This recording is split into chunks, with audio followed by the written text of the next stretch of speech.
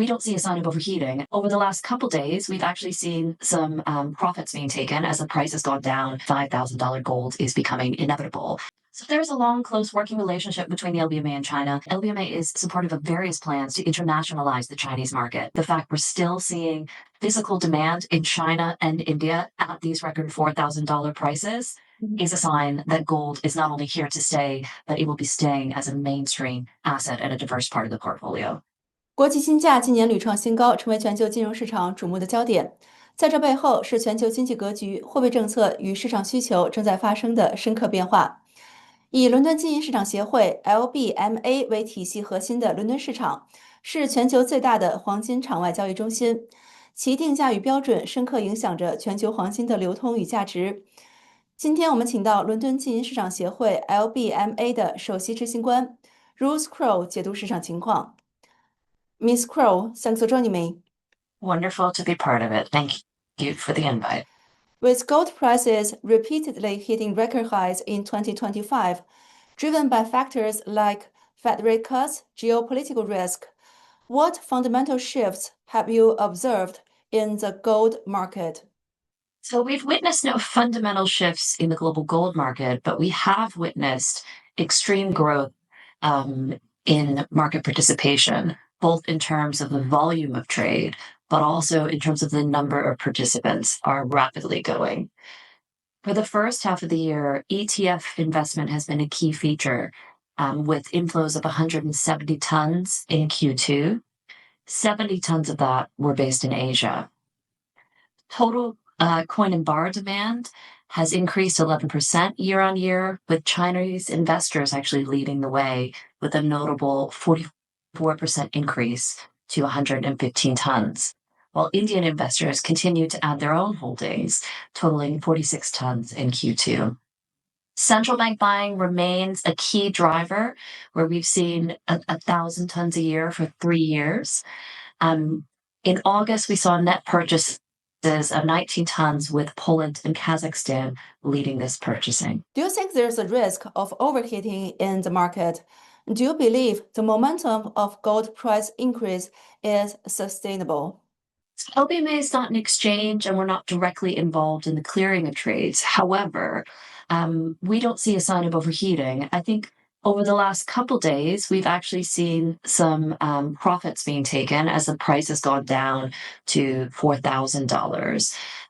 That being said, I think that there was announcements from the French bank Société Générale stating that $5,000 gold is becoming inevitable. And this is joining demands from other major banks who are seeing that direction.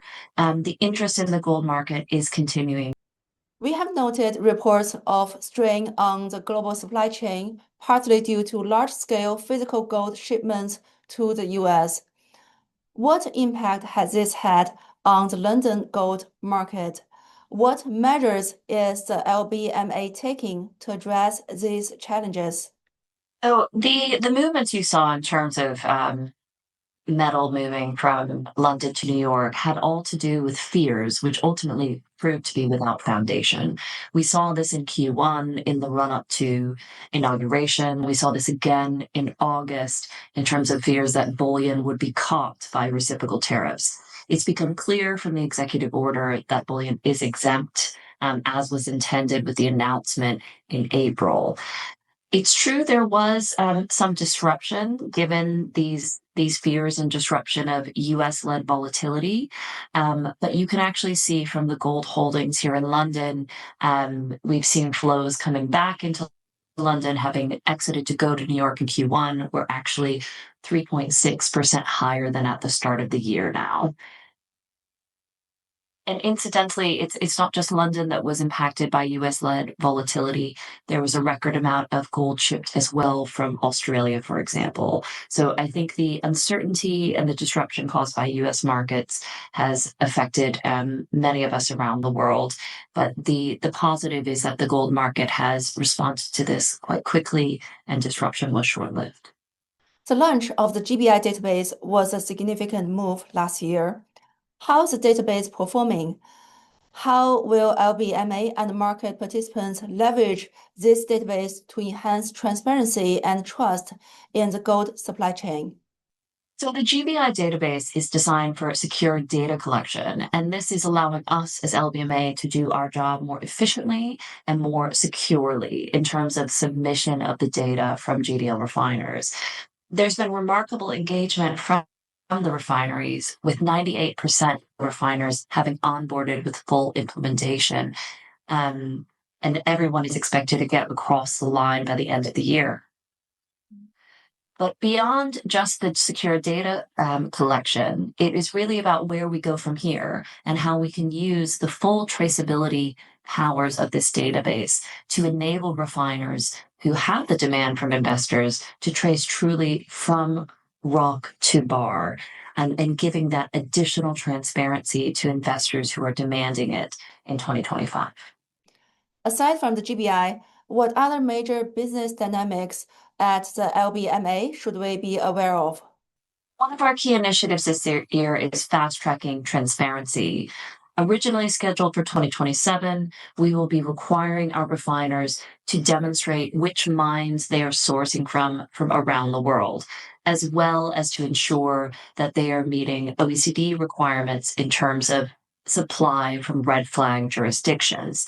The acceleration of these disclosure requirements represents a commitment not just by the LBMA, but by its good delivery refiners in increasing transparency and ultimately looking to increase trust in the global market.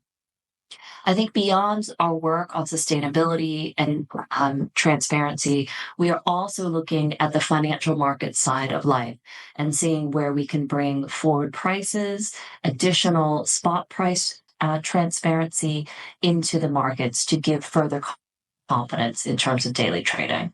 Several Chinese institutions are members of the LBMA. Could you provide an overview of the LBMA's activities and partnerships in China? So there is a long, close working relationship between the LBMA and China, in particular with our colleagues at the Shanghai Gold Exchange, as well as the China Gold Association. So many members of LBMA are also members of the International Board of the Shanghai Gold Exchange, including myself. Many Chinese institutions are members of the LBMA, and there are 27 gold refiners in China accredited by LBMA. While these strong links in mind, LBMA is supportive of various plans to internationalize the Chinese market, which has always been our message in terms of how we can support that and truly strengthen and enhance the international bullion market.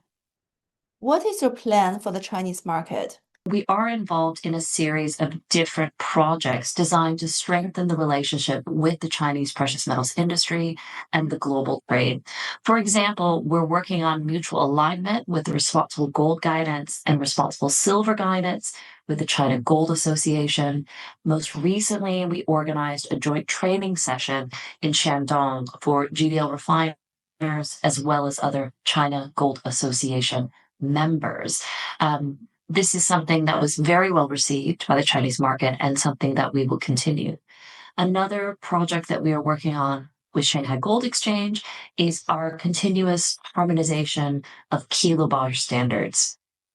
As the world becomes a more and more complicated place to trade, given US-led volatility, it's more important than ever that we work with other global standard setters to ensure the fungibility of our two markets.